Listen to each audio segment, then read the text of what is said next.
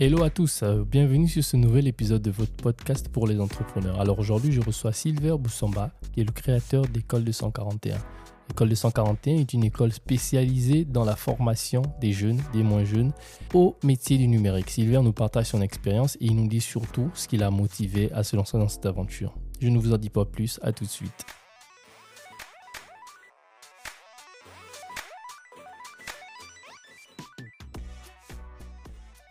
Bonjour Silver. Bonjour. Merci de me recevoir dans tes locaux aujourd'hui. C'est un plaisir. Et en fait, donc aujourd'hui, je suis arrivé pour qu'on parle d'une question qui est quand même assez importante.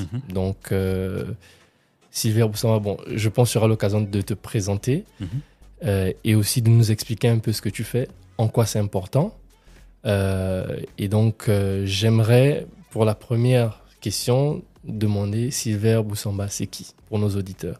D'accord. Déjà, bienvenue chez Ogwelab. Merci. C'est plus facile de commencer par dire qui est Ogwelab et de comprendre qui je suis après derrière. Donc, je me définis à travers la mission que j'ai en fait. Ogwelab, c'est un laboratoire d'innovation. D'accord. Parce qu'il faut chercher des solutions aux problématiques que nous avons. Maintenant, il faut chercher de manière organisée. Voilà. L'Afrique contribue à peine 1% de la recherche mondiale. Mais on a vu ces 15 dernières années, partout sur le continent, des laboratoires d'innovation, des centres d'innovation naître. Ouais. Ça veut dire que la jeunesse africaine elle-même a pris en main ce gap qu'il y avait dans tout ce qui est recherche. Ça veut dire qu'il y a une vraie opportunité aujourd'hui qui se présente à travers ces lieux d'innovation, de bien comprendre les problèmes auxquels nous faisons face et de faire ce qu'on appellerait de la transformation étape par étape. Ça veut dire que au lieu de faire de très grands projets, on fait de petits projets que l'on valide et au fur et à mesure, on essaie de passer à l'échelle. Donc, nous, au Ogwelab, on a décidé de s'attaquer à un seul problème pour le moment. C'est celui de l'inadéquation formation-emploi. D'accord. Et notre manière à nous de répondre à cela, c'est de se retrouver avec d'autres chercheurs, voilà, dans des domaines complètement différents. D'accord. Les gens viennent de différents environnements, de la communication, des ressources humaines, du numérique, de la logistique. Ils viennent de partout. On réfléchit à une solution et on crée des programmes, puisqu'en réalité, nous sommes une ONG. On crée des programmes. Les programmes, pour nous, c'est un peu comme des pilotes. D'accord. C'est des pilotes de solutions que l'on veut mettre en œuvre. On crée des programmes et ces programmes, on les déploie. D'accord. Et on regarde au fur et à mesure les résultats. Et en fonction des résultats, on fait des réajustements. Donc, par exemple, c'est juste un exemple, je sais qu'on reviendra tout à l'heure. Ouais. On a un programme très célèbre qui s'appelle École 241, Ouais. qui pour nous est un programme qui, après 6 ans, est arrivé à maturité. Et c'est une innovation sociale, parce qu'en réalité, nous, qu'est-ce qu'on fait? On fait de l'innovation sociale, qui maintenant peut rentrer dans le monde en dehors du monde social, donc le monde économique, pour réellement décoller et passer à l'échelle. Donc, je me définirais plus comme un chercheur. D'accord. Voilà, dans mon laboratoire, où je fédère avec les équipes et d'autres personnes à trouver des solutions. Pour ça, aujourd'hui, on fait appel à plusieurs compétences. D'accord. Donc, c'est devenu de plus en plus difficile de se définir parce que, à la fin de la journée, on a tellement de compétences et de connaissances qu'on ne sait plus qui on est réellement. Ouais. Je prends un exemple. Ici, on dit qu'on donne à environ 3 grands blocs de compétences. Il y a ce qu'on appelle les compétences techniques. Voilà. Ce qu'on appelle les compétences techniques, c'est que ce soit marketing, ressources humaines, droit, finance, comptabilité, Ouais. Informatique. Tout ça, ce sont des compétences techniques. Ouais. Voilà. Les anglophones appellent ça les hard skills. Mhm. Mais c'est l'école généralement qui donne ça. Et après, le deuxième bloc de compétences, ce sont des compétences qu'on appelle les soft skills en anglais, donc qu'on appelle des compétences non techniques. C'est la capacité à communiquer, Tout à fait. à avoir de l'intelligence émotionnelle, Ouais. savoir fédérer autour de soi, la pensée critique et autre chose. Mais ça s'apprend avec les autres, généralement dans les organisations, sur le lieu de travail, lorsque on a des organisations qui aident réellement au développement des soft skills, donc des compétences non techniques. Et puis, le troisième bloc, ça s'appelle les meta-skills. Les meta-skills, ce sont des hautes compétences, c'est des capacités d'apprendre à apprendre. Ouais. Parce qu'en réalité, le monde dans lequel on vit a complètement changé. Il est devenu, les anglophones disent VUCA, en français on dit VICA.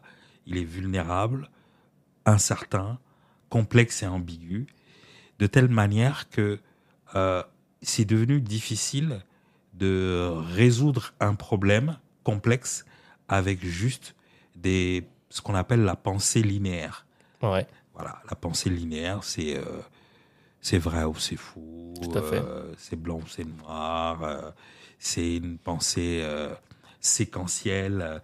Tu fais 1, 2, 3, 4 et le problème est résolu. Non, les problèmes sont tellement complexes que c'est plus blanc ou noir, c'est gris.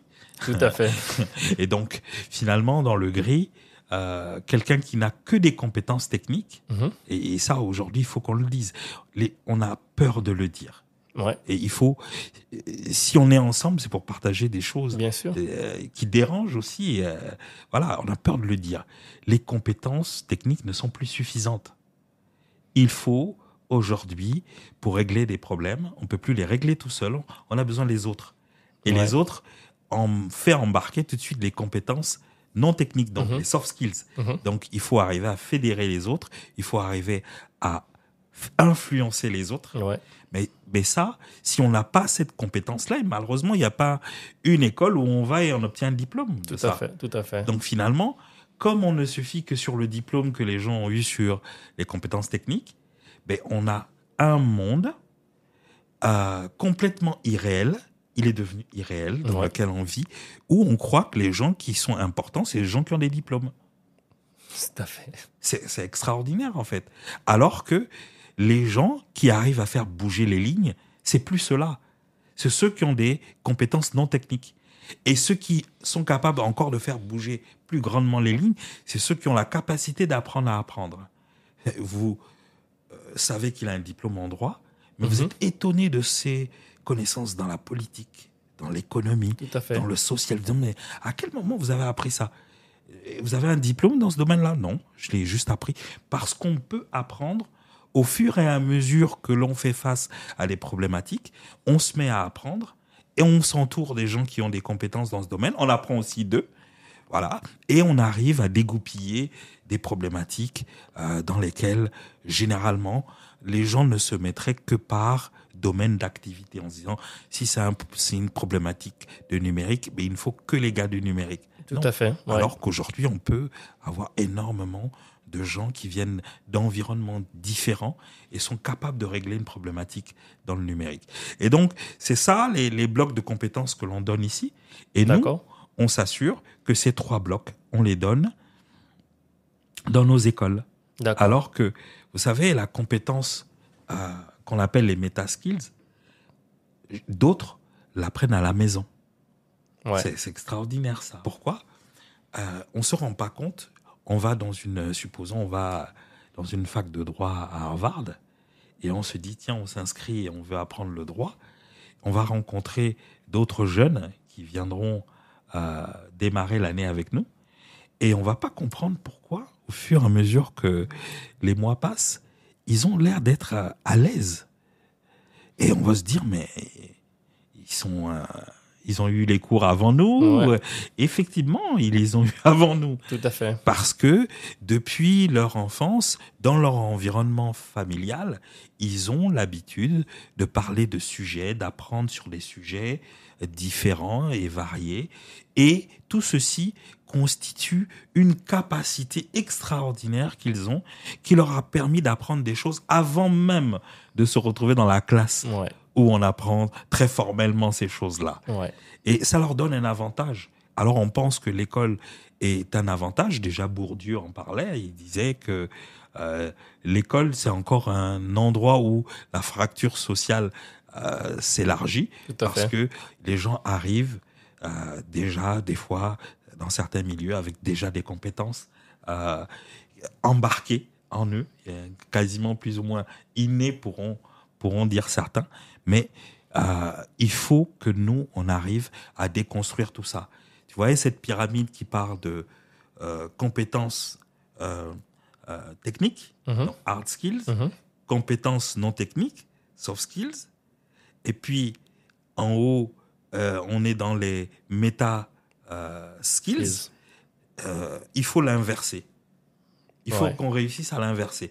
On commence par les méta skills. Ouais. Pendant qu'on est enfant, à la maison, on a des sujets variés, on fait chercher, on fait aimer l'enfant la connaissance, acquérir de la connaissance, résoudre des problématiques, réfléchir à comment résoudre des problématiques.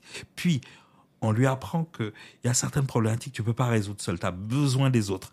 Donc, tu crées de la relation. Tout à fait. Tu dois gérer ton comportement avec les autres. Et après, maintenant, on a besoin de spécificités techniques pour résoudre certaines choses. Maintenant, on a besoin des hard skills. Ouais. Vous voyez comment le monde a changé et il est passé de hard skills à meta skills en haut, à metal skills en bas et hard skills en haut. Donc, le plus important, la base, ce sont les meta skills. Ouais. Et donc, nous, ici, ce qu'on fait, c'est qu'on inverse et on s'assure que tous nos apprenants qui viennent dans nos programmes sortent de là avec des meta-skills, parce que la base de l'apprentissage dans nos écoles, c'est apprendre à apprendre. Ouais. Puis, on leur fait travailler énormément avec les autres, énormément de projets en groupe, très peu de projets en individuel, Ouais. ce qui fait qu'ils sont obligés d'apprendre à écouter, Ouais. à considérer, valoriser, influencer, persuader. Voilà. Et après, ils ont une compétence technique bien spécifique qu'ils ont apprise.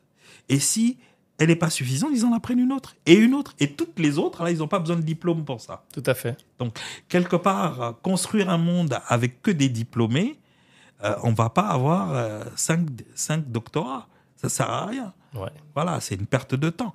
Il faut en avoir un, commencer à travailler avec et apprendre tout un tas de choses en périphérie qui aident justement à dégoupiller les problèmes auxquels on fait face. Donc voilà, je me définirais comme un chercheur. Ouais. Voilà. Un coach aussi. Ok. Voilà, parce que bon, j'aide les gens, je les aide à grandir. Voilà. Je dis même que aider, c'est pas vraiment le mot. J'investis dans la vie des gens. Voilà, je suis comme un investisseur. D'accord. J'investis dans la vie des gens. Il y a un adage africain qui dit « Le monde que tu regardes sur la pointe des pieds ne t'appartient pas. » Il faut y être. Voilà, mais il est sur la pointe des pieds. Le monde qui t'appartient, c'est celui sur lequel tes talons sont posés. Ouais. Alors, si tu veux saisir ce monde qui ne t'appartient pas, il faut grandir. Et en termes de développement personnel, on peut grandir à l'infini. Bien sûr. Voilà. Et Ouais. donc, j'aide les gens à grandir pour qu'ils arrivent à saisir le monde qu'ils voient sur la pointe de leurs pieds. Ouais. J'ai d'ailleurs vu beaucoup de jeunes en arrivant. C'est-à-dire, en fait, c'est effectivement ce processus-là que tu engages avec des gens, effectivement, comme tu disais, que tu aides à grandir. Et en fait, tu les aides à grandir dès leur plus jeune âge. C'est-à-dire, dans tout ce dont tu parlais sur les meta-skills, c'est-à-dire leur permettre déjà d'acquérir ces meta-skills-là en étant ensemble pour que lorsqu'ils grandissent, lorsqu'ils choisissent une voie de formation, etc., ils puissent au moins avoir une base qui leur permet de toucher un peu à tout. Oui, alors il faut voir qu'en réalité, il y a 3 grands publics qui viennent dans nos écoles. Hein. D'accord. Le premier public, ce sont les décrocheurs.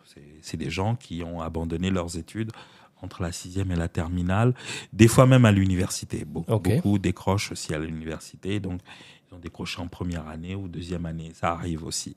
Donc ça, ce sont les décrocheurs. Et puis, donc, en gros, quand on regarde, ils n'ont pas de diplôme. D'accord. Ou s'ils ont le bac ou à peine le BEPC, s'ils en ont un. Le deuxième public, c'est des gens qui ont un diplôme, mais qui n'ont toujours pas trouvé d'emploi. Donc, ça fait 4 ans, 5 ans qu'ils cherchent un emploi. Ouais. Et ils se disent, tiens, il faut que je fasse autre chose. Voilà, il faut que je fasse quelque chose d'autre. Et ils viennent ici pour faire quelque chose d'autre. C'est les publics qu'on appelle les publics éloignés du numérique. Parce qu'ils avaient une licence en droit, un master en marketing, ainsi de suite.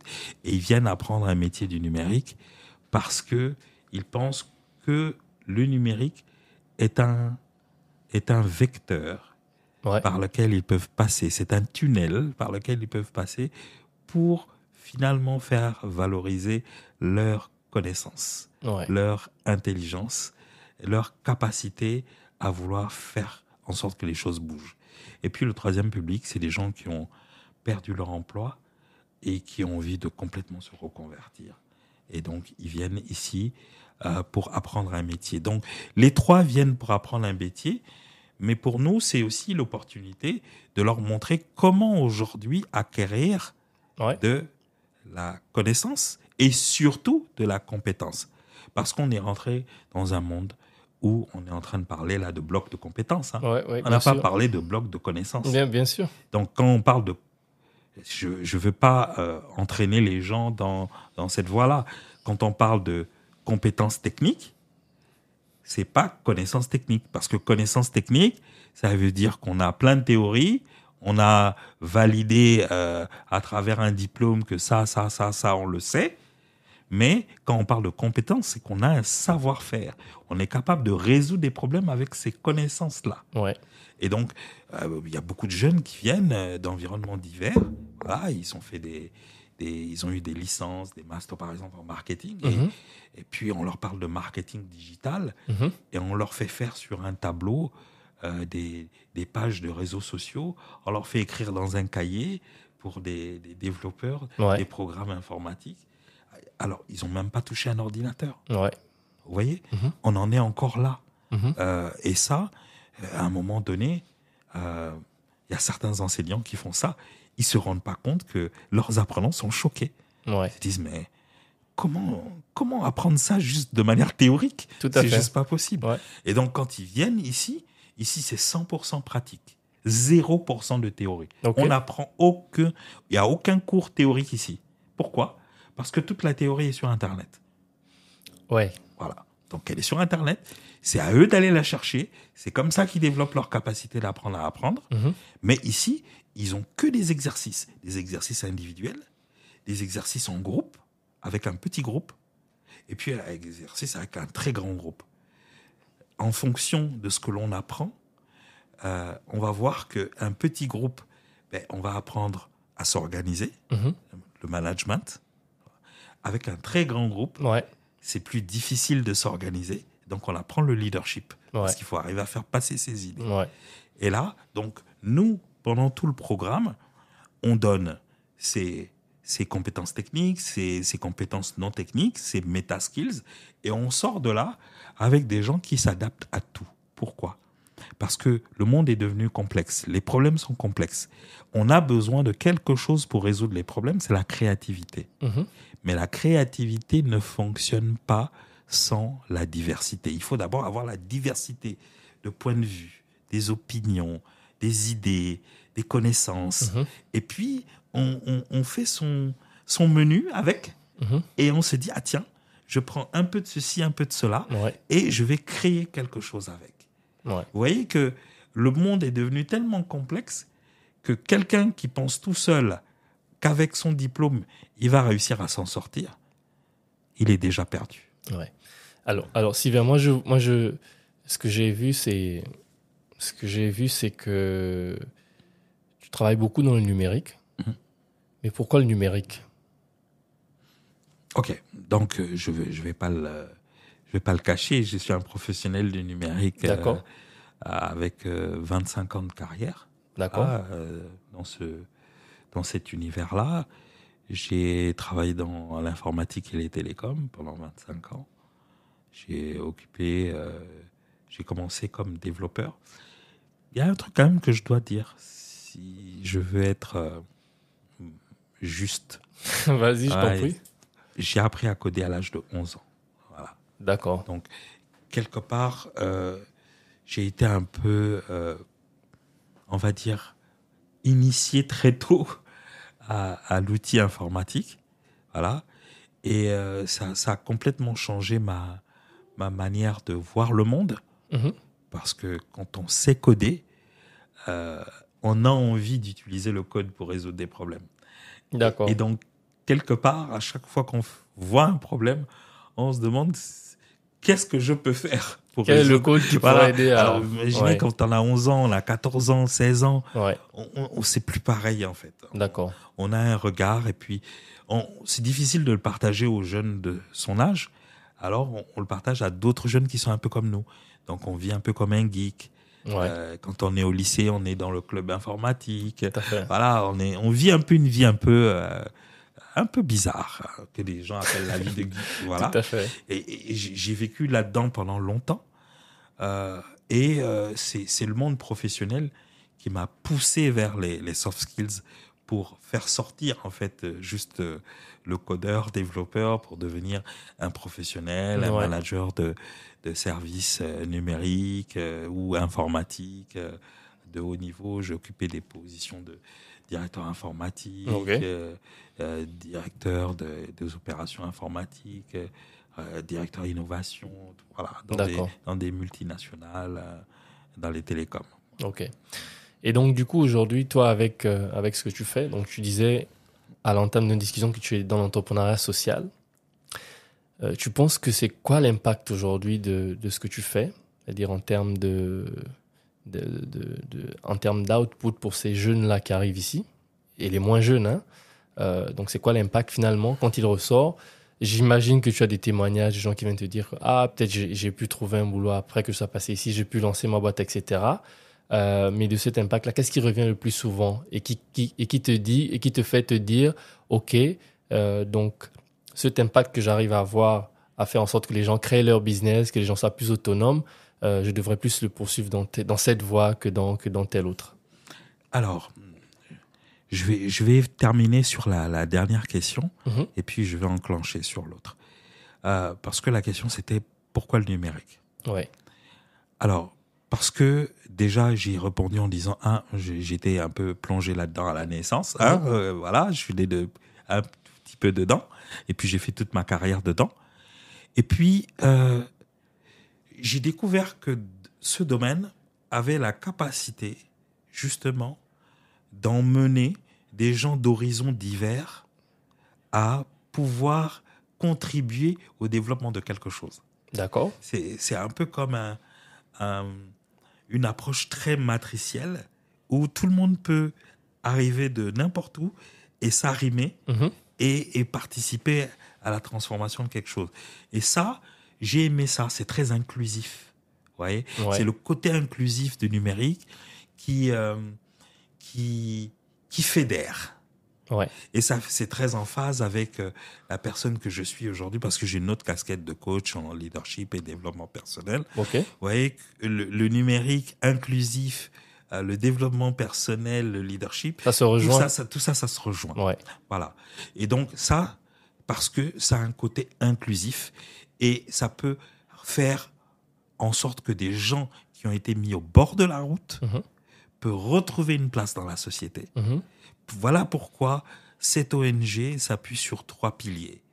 Le numérique, l'éducation et l'entrepreneuriat. Ouais. Le numérique parce que ça permet de repositionner les gens dans la société de manière, on va dire, c'est très inclusif. L'entrepreneuriat parce que c'est à différents niveaux quelque chose qui permet à quelqu'un de grandir en termes de développement personnel. Ouais. On en parlera tout à l'heure. Ouais. Et puis l'éducation, parce que la seule manière avec laquelle les gens peuvent devenir excellents, c'est par l'éducation. Ouais. Et donc, on va parler, par exemple, de ce qu'on appelle la pratique approfondie. C'est ce Ouais. qu'on fait ici. D'accord. Nous, on fait de l'apprentissage approfondi ou de la pratique approfondie. En réalité, la pratique approfondie dit que plus on échoue, plus on devient intelligent. Ok. Ça, c'est intéressant. Ok. Ouais. Il y a des gens qui ont peur d'échouer. Bien sûr, ouais. Ils ont peur de devenir intelligents. Tout à fait. Donc, voilà. Donc, c'est en forgeant qu'on devienne forgeron. Voilà. Et en réalité, on dit qu'il y a des prédispositions pour faire telle ou telle chose. Oui et non. Il y a des gens qui ont reçu à la naissance certaines choses, mais la plupart des gens qui sont excellents dans leur domaine l'ont appris. Ouais. Et donc, c'est en apprenant dans un environnement où on fait échouer la personne en permanence qu'il devient très bon. Ouais. Vous voyez ? Ouais. Donc, les gens viennent à l'école de 141 pas pour réussir. Ils viennent pour échouer.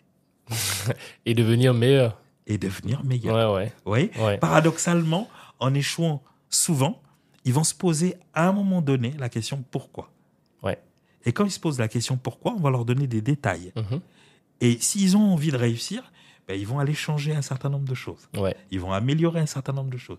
Et au fur et à mesure, ils deviennent excellents. Mhm.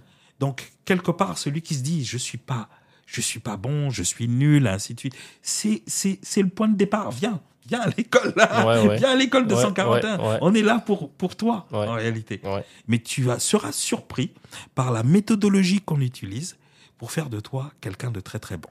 Maintenant, tout ce processus, on l'exécute depuis 6 ans. On a lancé notre première promo en 2018 avec le support de l'ambassade de France, c'était 45 apprenants. On a lancé en 2019 avec le support de l'Agence française de développement, c'était 44 apprenants. On a lancé après, il y a eu la pandémie 2020, après on a fait 2021, 2022 avec l'Organisation internationale de la francophonie, Ouais. 30 à Port-Gentil, donc on est sorti de Libreville pour la première fois, Ouais. et 40 à Libreville, donc ça faisait 70. Et là, en ce moment, on est en train de parler, il y a la promo CNAMGS qui est en bas. D'accord. Ils sont 45 apprenants qui sont en cours de formation. Et on est en train d'accompagner aussi Comilog Amanda dans le déploiement de son programme de formation pour les jeunes de Mwanda, au Fab Lab Mwanda. D'accord. Alors, prenons donc, parce que vous m'avez parlé de quelques témoignages. Ouais. Alors, d'abord, il faut savoir que l'école 241 se veut être, on appelle école 241 juste pour être provocateur. En réalité, c'est pas une école, c'est un programme éducatif. D'accord. Mais on l'appelle école 241 pour taquiner les gens. Pourquoi ? Parce que les autres programmes, les programmes éducatifs traditionnels, voilà, à l'université, les instituts, on forme des gens et on leur donne un diplôme. Et puis il y a quelqu'un qui leur dit bonne chance. Au revoir. Au revoir. Bonne chance. Ouais. Nous, on fait pas ça. Ouais. On s'est refusé de faire ça. Nous, on dit, on va t'accompagner jusqu'à ton insertion sociale, économique et professionnelle. D'accord. Donc, il y a 3 débouchés chez nous. Il y a le salariat, ceux qui sont intéressés par le salariat. Donc, on les accompagne à rentrer dans une entreprise et à trouver leur place. Il y a ceux qui sont plutôt dans... ils préfèrent être travailleurs indépendants. C'est des esprits libres. Voilà. Ouais. C'est difficile de les mettre en cage. Ouais. Un peu comme toi, je pense. Un peu des deux, ouais. Mais un peu plus maintenant, je commence à me définir vraiment comme un esprit libre. Ouais. Voilà. Ouais. Il y a des esprits libres. Tout voilà. à fait. Donc, j'en ai rencontré énormément dans cette école. Vous les mettez en stage. À un moment donné, ils viennent vous voir et disent non, c'est pas fait pour moi. Ouais. Ça. Moi, je veux gérer moi-même mes clients. Je veux pas travailler pour un seul client. Tout à fait. Certains sont infographes, spécialistes dans le marketing digital. Ouais. Ils aiment travailler avec plein de gens. Ils veulent pas juste travailler pour une personne. Ouais. Voilà. Et puis le troisième débouché, c'est l'entrepreneuriat, il y a des gens qui ont ce truc-là. Voilà. Ils ont le truc. Ouais. Moi, je refuse de penser que l'entrepreneuriat, c'est la solution. Non. Ok. Non. Elle ne devient la solution que quand quelqu'un veut que ce soit sa solution. D'accord. C'est à ce moment-là. Ouais. Vous voyez? Ouais. Donc, on a poussé les gens vers l'entrepreneuriat Ouais. alors qu'on n'aurait pas dû le faire. Je pense qu'on doit laisser la personne choisir. C'est un environnement tellement difficile que la personne doit trouver l'énergie pour réussir dans cet environnement difficile. D'accord. Voilà. Et donc, et nous, dans la première loi de développement personnel, dit c'est la loi de l'intentionnalité. On doit être intentionnel, on doit le vouloir. Ouais. Voilà. Mais si on t'a poussé, à un moment donné, tu diras, mais c'est pas mon choix, ça, je vais faire demi-tour. Tu vas justifier, en fait, parfois un échec ou quelque chose par... Finalement, on m'y a poussé que j'aurais vraiment voulu prendre cette voie-là. Exactement. Ouais. Et donc, tout ça, ça fait qu'on se retrouve avec 100% d'insertion professionnelle. D'accord. Voilà. Donc, quand on regarde nos apprenants, on a même un magazine qui s'appelle le magazine Impact, que l'on a édité. Et ce magazine a mis en avant une cinquantaine de nos apprenants, donc 50 de nos apprenants. D'accord. Et on peut voir des gens qui ont fait l'école 241, des jeunes filles, des jeunes hommes, et qui aujourd'hui travaillent dans plein d'entreprises. Donc on voit leurs compétences là, et on regarde par exemple, Maganga Hamilton, c'est un développeur web et web mobile.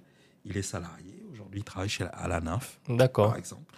On a Priska, qui était dame de ménage, qui aujourd'hui est développeuse chez Cyberschool. Et ils sont nombreux comme ça. On a Kevin, qui travaille dans une banque et il avait un niveau 4e. Ouais. Mais aujourd'hui, quelqu'un va le définir par son niveau 4e, mais ce n'est pas vrai. Il faut le définir par ses compétences, par son niveau scolaire. Bien sûr. Voilà, bien sûr. il est compétent, il est capable de construire les plateformes numériques, de gérer les projets numériques, et il est excellent. Ouais. Voilà. Donc, nous, on a voulu mettre dans ce magazine Impact l'entièreté pour la première et la deuxième promo de l'impact social qu'il y a eu dans la vie des gens. Et donc, je vous enverrai la version électronique, comme ça vous aurez une idée de qu'est-ce qu'ils sont devenus, qu'est-ce qu'ils font aujourd'hui. Ouais. Beaucoup d'entre eux, on a pris 20 d'entre eux et on a créé des pages spécifiques pour eux parce que eux maintenant, ils ne sont pas juste des salariés ou des travailleurs indépendants, ils ont conçu des choses qui impactent la société dans laquelle Tout à fait. Oui. Voilà, vous connaissez certainement Alvin Yeno et plein d'autres, Vénusia Seco, très connus. Voilà. Et puis d'autres qui ont créé des magazines.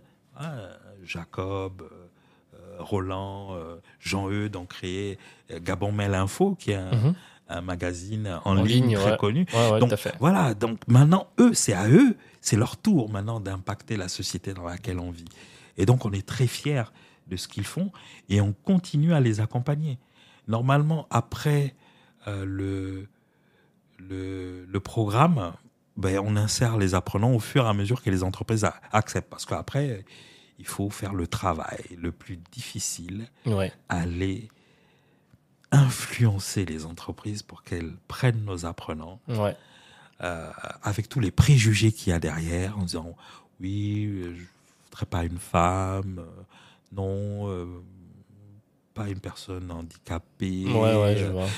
non, il a un niveau 4e. » Vous voyez, tout ça, il faut arriver, malgré tout ça, à arriver à faire rentrer dans les entreprises, plus par la porte des fois du diplôme, mais par la porte de la compétence. Et donc là ça me permet de rebondir donc dans le fil de la discussion. Ça veut dire qu'aujourd'hui, comment est-ce que le système éducatif national pourrait considérer une telle approche? Est-ce que c'est en promouvant un peu plus des programmes comme École 241? Est-ce que c'est en se disant, OK, on met plus de moyens dans la politique éducative pour pouvoir le faire? Bon, là encore, je pense que ça pourrait avoir un risque où il faudra avoir les compétences publiques, il faudrait avoir les bonnes approches, il faudrait toujours avoir cette appétence à rechercher en fait des programmes ou des processus d'innovation pour pouvoir le faire. Aujourd'hui, ta position, c'est il faudrait continuer à appuyer des initiatives comme la tienne, comme la vôtre, ce qui est, à mon avis, donc pourquoi la réponse serait oui. Et est-ce que en face, tu penses qu'il faudrait aussi que le Gabon, que les pays de la sous-région, etc., puissent un peu plus avancer là-dedans? Ben, je vous ai dit, je t'ai dit, on est une ONG. Mhm. Qu'est-ce que nous on fait? C'est de l'innovation sociale. Ouais. C'est quoi de l'innovation sociale? C'est que on teste une innovation et on montre le résultat, comme là, dans ce magazine L'Impact Social, qui montre qu'en fait, que ça marche. Et ça marche. Et quelque part, c'est le document support de notre plaidoyer. OK. On ne veut pas juste faire... J'ai regardé longtemps les ONG. Beaucoup de plaidoyers, on parle. Mais des fois, on propose des choses, on ne sait pas si ça marche ou pas. Ouais. Et après, on peut se rendre compte qu'en déployant, ça ne marche pas. Donc, je préfère d'abord prouver que ça marche et après faire un plaidoyer. Ouais. Voilà. Donc, le plaidoyer, ce serait effectivement de se dire, OK, on va faire des choses des deux côtés. Mhm. On va modifier un certain nombre de choses parce que qu'est-ce que nous, on a fait en tant qu'école 241 ? Mais on a mis dans l'école tout ce que depuis des années, les gens disaient qu'il fallait mettre dans l'école. Ouais. Les gens disaient, oui, il faut faire l'entrepreneuriat dans l'école. On l'a mis. Alors, il y a des gens qui disaient, oui, à l'école, il faut faire beaucoup de pratiques. On l'a fait. Il y a des gens qui disaient, oui, à l'école, il faut développer les compétences non techniques. On l'a fait. Mhm. On a dit, oui, à l'école, il faut que les gens apprennent par eux-mêmes. On l'a fait. Mhm. Mais maintenant qu'on l'a fait, on est dans un laboratoire. On invite les pouvoirs publics, les gens, à venir vers nous, en nous disant, OK, on va étudier un peu ce que vous avez fait et comment on peut implémenter ça maintenant dans l'environnement traditionnel pour changer. Ouais, tout à fait. Voilà, et là, on est disposé à les aider. Tout à fait. Donc, on va faire les deux. On va modifier le système traditionnel, mais aussi on va continuer à faire ce qu'on fait parce qu'on a encore beaucoup de choses à faire et à améliorer dans d'autres domaines. Ouais. Silver, très inspirant cette discussion, hein. Je pense que moi, personnellement, je repars avec plein de choses aujourd'hui et aussi un optimisme quand même envers l'entrepreneuriat social, mais un peu plus envers des approches innovantes comme la vôtre. Est-ce que tu aurais autre chose que tu souhaiterais partager de spécifique? Oui, je pense que quand on parle de social, on se trompe très souvent. D'accord. Alors, là, c'est peut-être le coach qui va dire quelque chose. Tout à fait. Quand on construit une vision, il faut déjà savoir que tout ce que l'on possède concernant cette vision, ce n'est que 5%. C'est-à-dire? C'est-à-dire que si vous me dites que vous avez une vision par rapport à l'activité que vous faites, ce n'est que 5% que vous avez en vous. Les 95% sont à l'extérieur. C'est moi qui possède peut-être 1% dans les 95% que je peux vous partager. Tout à fait. Ce sont les autres qui vont enrichir la vision. Ouais. Mais, vous voyez, ceux qui ne le savent pas pensent « c'est ma vision, Non, c'est pas ta vision. Ouais. C'est toi qui as juste allumé le feu. » Tout à fait. Et nous, on vient t'aider, on vient contribuer à faire grandir la chose. Tout à fait. Ça, c'est déjà la première chose qu'il faut savoir. Maintenant, la vision à l'intérieur, qu'est-ce qu'il y a à l'intérieur? Il y a 3 grands compartiments. Il y a un compartiment social, il y a un compartiment, si c'est nécessaire, économique, et il y a un compartiment qu'on appelle la gouvernance ou politique. Ouais. Très bien. Dans le compartiment social, ce qui est important en réalité, c'est de comprendre qu'est-ce qu'on échange. Les êtres humains échangent de la valeur. La valeur peut être sociale, elle peut être économique. Dans la valeur sociale, mais en fait, qu'est-ce qu'on échange? On échange des valeurs humaines. L'amour, la fraternité, le respect, la considération, l'écoute. Et c'est cela qui, quand on se le partage, qui fait qu'on est ensemble, qu'on se soutienne et qu'on est capable de se dire, OK, on fait face à tel problème, est-ce qu'ensemble, on peut le résoudre? Et le ensemble, on peut le résoudre, peut nous emmener à créer quelque chose ensemble que l'on va échanger sur le plan économique. Oui. Donc, vous voyez, l'entrepreneuriat aujourd'hui, on l'a vu juste sur le plan économique. On se dit, je vais créer quelque chose que je vais mettre sur le marché Et puis, si le marché est intéressé, on va continuer à échanger. Voilà. Mais on oublie que dans cet environnement si difficile, il faut exister pendant longtemps.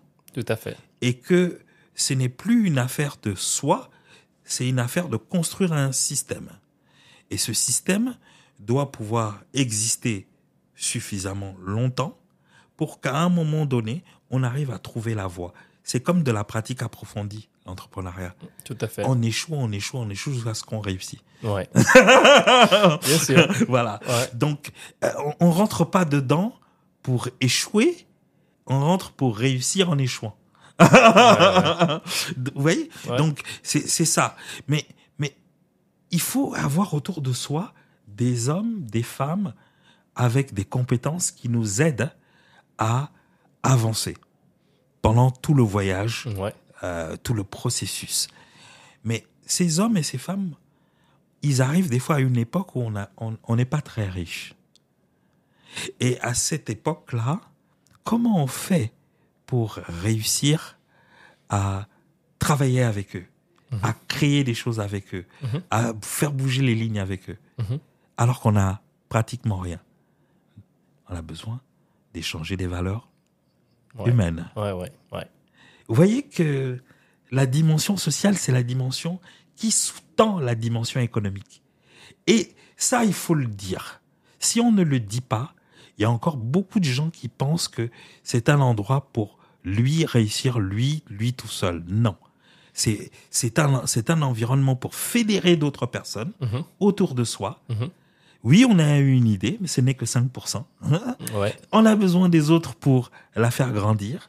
On a besoin des autres pour la réaliser. Et les autres, avant qu'on réussisse à échanger de la valeur économique, avec lesquelles on pourra après les payer, on a d'abord besoin d'échanger de la valeur, des valeurs humaines. Et ça nous ramène à cette dimension de développement personnel où l'homme est au centre de tout développement et c'est lui la seule richesse à partir de laquelle on peut faire des choses extraordinaires. Et ça, il fallait que je le dise parce que le social est intégré dans tout. C'est pas qu'un secteur. Bien sûr. Donc, partout, vous rentrez dans une entreprise publique ou privée. Moi, en tant que coach, quand j'arrive, je mets des sondes dans le social, dans cette entreprise. Je regarde le climat social. Ouais. Et si le climat social est mauvais, on a du mal sur le plan économique à interagir même avec les clients parce qu'il y a des dysfonctionnements en interne. Et parce que les gens ne se parlent pas, ne travaillent pas bien ensemble, ne se respectent pas, ne se considèrent pas. Et ça, c'est l'élément clé pour arriver à réussir ensemble. Merci Silver. Merci. Et j'espère que très prochainement, on pourra se revoir pour parler d'un sujet aussi passionnant que celui qu'on vient d'aborder cet après-midi. Écoute, je suis là, je t'attends et à très bientôt. Merci, à bientôt. À bientôt.